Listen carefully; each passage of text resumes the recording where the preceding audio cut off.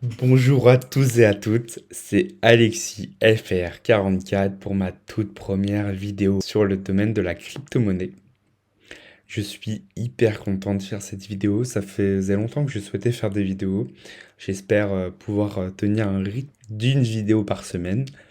Donc voilà, toute première vidéo qui va porter sur le RSI. Donc là, sur le Bitcoin en weekly et l'analyse de son RSI pour voir si on peut faire des shorts, des achats, des ventes. Donc on va voir ça tout de suite.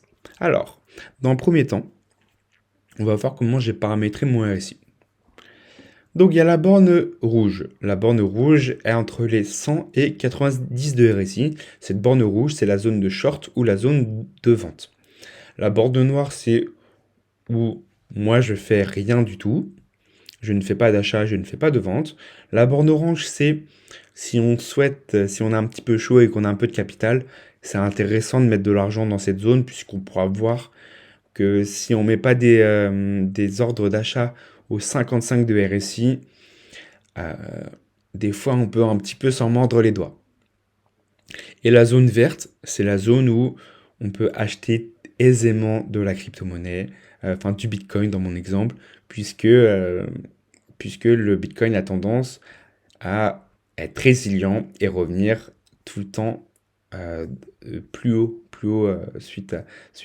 à son départ dans la zone de 40 et 32 RSI. Alors, on va commencer sur le Bitcoin à partir de 2011. Donc là, on voit que ça passe sous les 42 RSI, ça nous donne un signal d'achat. Là, en fait, voilà, dans la zone de vente, c'est lorsque le cours sort des 90 de RSI qu'il faut vendre. Et là, on voit exactement que ça nous indique un top de marché. Également, juste ici, hop là, ça nous indique un top de marché. Donc, c'est soit là, soit là, soit là. On peut prendre ici. De toute façon, ça ne change pas énormément. On est au top du marché. Donc là, période d'accumulation, période où on recharge. Là, ça frôle les 90, hein. On peut vraiment voir que ça frôle les 90. Zone de vente. Et là, c'est pourquoi je disais que la zone orange peut être une période où on peut acheter potentiellement, parce que là, on voit que ça a rebondi dans la zone orange. Là, ça a rebondi dans la zone orange. Et là, ça a rebondi dans la zone orange. Et vendre tout son bag ici, si on vend tout ici, on perd quand même. Ouais, on perd une évolution de 500% de son portefeuille. Donc ça peut être intéressant d'acheter quand même quand le Bitcoin a atteint les 55 de RSI.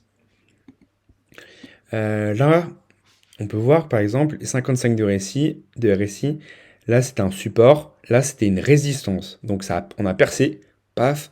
Là, on savait qu'il fallait vendre en fait. Là, c'était vraiment un moment où, même si c'est dans la zone orange, après une petite analyse, on peut constater que quand même le cours se fait bien rejeter. Donc là, période d'accumulation, avec une petite divergence haussière d'ailleurs que je viens de constater. Regardez, je vous montre ça en direct de live. Hop, là ça monte, pardon. Et là,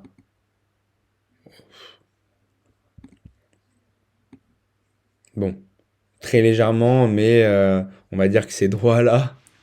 Bon, je triche un peu, j'avoue. Attendez, on va regarder ça ensemble, hein. Bon, très légèrement.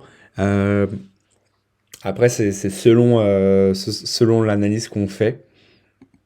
Mais voilà. Donc je vais laisser ça. Là, on pouvait deviner aussi que c'était une zone où fallait vendre à peu près, puisque là, quand même, on a quand même un sacré double top.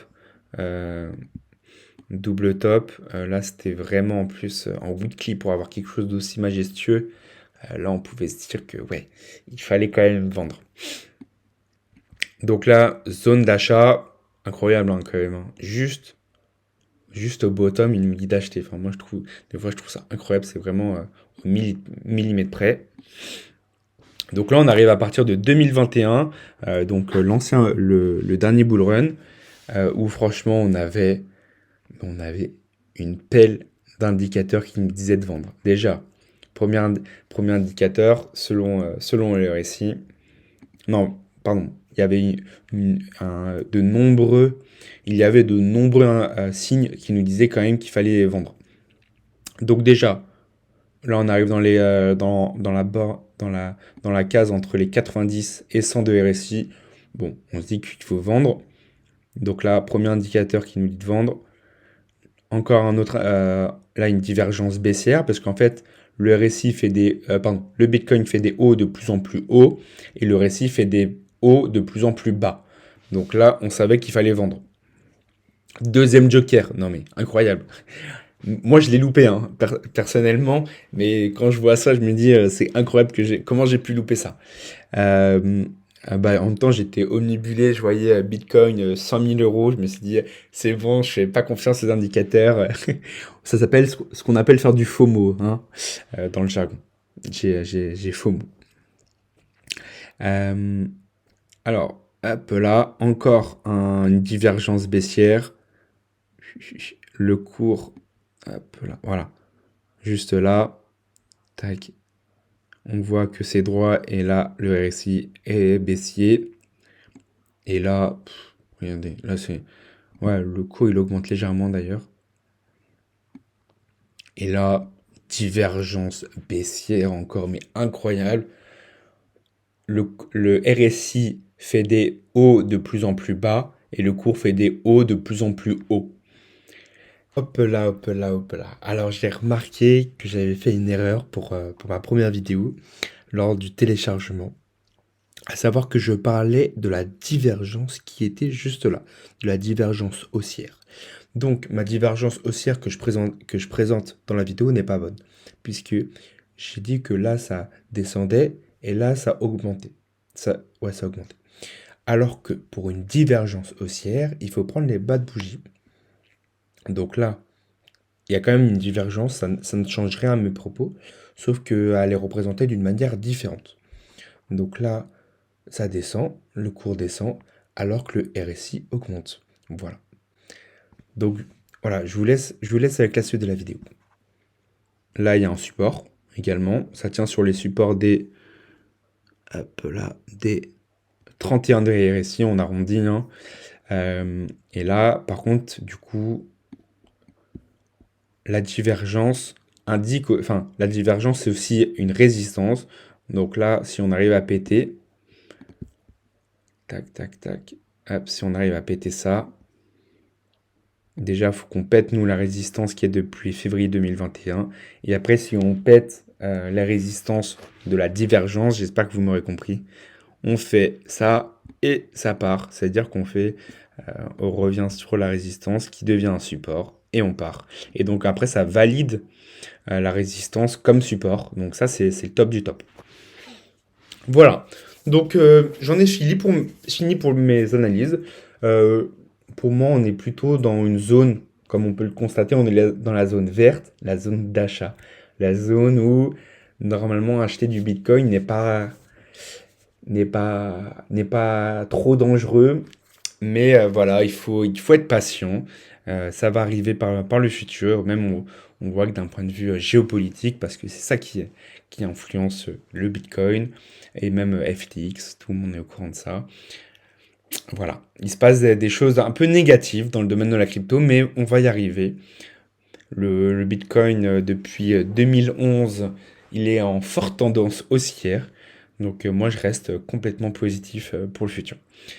Donc, pour cette première vidéo, franchement, n'hésitez pas à partager. J'espère que ça va vous aider. Et je vous souhaite une agréable journée, une agréable soirée. N'hésitez pas à me proposer des sujets. Franchement, je suis trop heureux d'avoir fait cette vidéo. C'est un peu un dépassement de moi-même. J'espère que ça vous plaira. Si vous avez des choses à corriger, n'hésitez pas à le dire en commentaire. On en discute, on échange. Et je vous dis à bientôt.